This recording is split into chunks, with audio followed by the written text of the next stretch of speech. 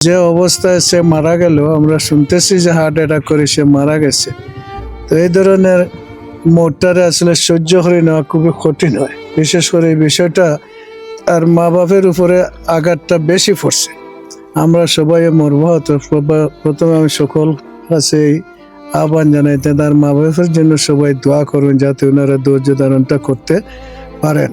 আর আমরা সবাই তার মৃত্যুতে আমরা গোটা সিলেটবাসী মর্মাহত। ছেলেটা অত্যন্ত ট্যালেন্ট ছিল এবং খুবই মেধাবী ছিল। আমরা মনে করি সিলেটের একটা সম্পদ আমাদের হারিয়ে গেছে। তো আমার বিশ্বাস যে ছেলেরা আছে আজকে তাকে ফলো করতেছে, তাদের মধ্য থেকেই এই শূন্যতা তারা পূরণ করবে, এটা আমি আশা করছি। লাশ ফিরে আনার বিষয়ে আমি আশা করি এই দেশেরও একটা আইন আছে, আমাদের দেশের আইন আছে, লাশগুলো আসার একটা সিস্টেম আছে। আমি বলেছি তার আত্মীয় স্বজনকে যেদিন কোনো অসুবিধা ফিল করেন এই বিষয়ে আমরা সহযোগিতা করব। মালয়েশিয়ার সাথে আমাদের ভালো একটা সম্পর্ক আছে, এই দেশের আমাদের সম্পর্ক আছে। এছাড়া আমাদের বাঙালি ছেলেরা এবং অনেক উচ্চ শিক্ষিত লোক সেখানে থাকেন।